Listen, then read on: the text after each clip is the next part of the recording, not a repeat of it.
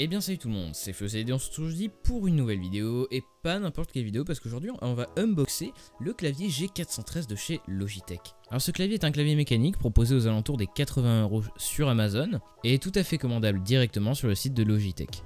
Alors on va passer sans plus attendre à l'unboxing. Alors déjà on peut voir que la boîte est déjà très propre en elle-même, comme on a l'habitude chez Logitech. À l'intérieur de la boîte on va trouver directement le clavier emballé dans du plastique, avec le câble bien enroulé dans son carton et quelques touches de rechange. Ces touches d'ailleurs c'est les touches essentielles comme AZER, QSD 1, 2, 3, 4, 5 qui nous permettent pendant les sessions de gaming d'avoir une position au niveau du doigt beaucoup plus agréable. Au niveau des caractéristiques du clavier, alors c'est un clavier mécanique à switch Romergy, donc c'est les switches produites par Logitech. On a aussi des pieds qui nous permettent de surélever les claviers si on trouve ça le plus agréable quand on joue.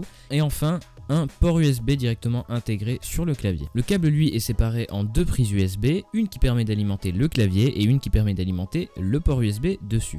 On retrouve également à l'arrière des patins qui permettent de mieux fixer le clavier sur le bureau et un emplacement pour faire passer vos câbles plus facilement sans qu'ils passent sur vos touches. Malheureusement au niveau du rétroéclairage on n'est pas sur du RGB mais juste sur une seule couleur, donc pour le coup là du blanc.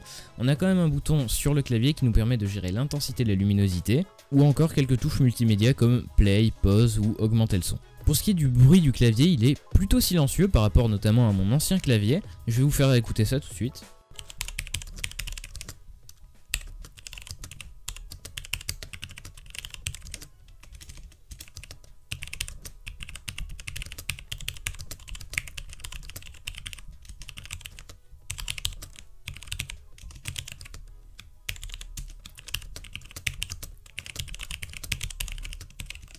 Au niveau des caractéristiques techniques, je vous laisserai aller chercher sur internet parce que moi je m'y connais pas trop en clavier mécanique et en switch.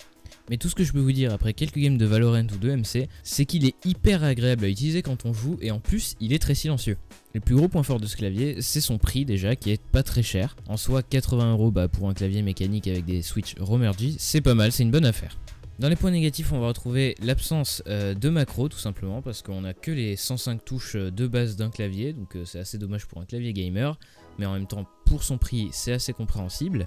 Et ensuite l'absence d'un rétroéclairage RGB, donc pour tous les gens LED, il va falloir s'en passer. C'est un clavier que je vous recommande dans l'ensemble parce que même s'il coûte 80 €, on va trouver les fonctionnalités basiques et de la très bonne qualité pour ce que c'est. Comme d'habitude le lien est dans la description si vous voulez le commander. Il existe en deux coloris différents, une version carbone avec une plaque en aluminium noir et un rétroéclairage rouge, et la même version que moi, donc la version silver, avec la plaque en aluminium blanc et le rétroéclairage blanc. Pour ce qui est du logiciel, on va y retrouver les fonctionnalités de base pour un logiciel de périphérique. On va pouvoir notamment changer les effets du rétroéclairage, donc par exemple un mode fixe où on peut choisir la couleur qu'on veut, on peut désactiver tout simplement le rétroéclairage.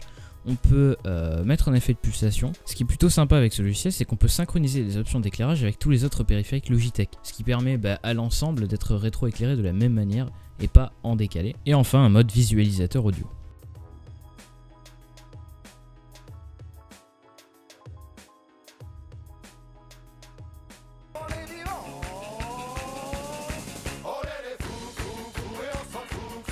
Bon, pour le reste j'ai pas trop exploré, mais en gros il y a de quoi changer les macros directement sur le clavier et un mode jeu où on peut par exemple désactiver certaines touches qui peuvent déranger pendant qu'on joue.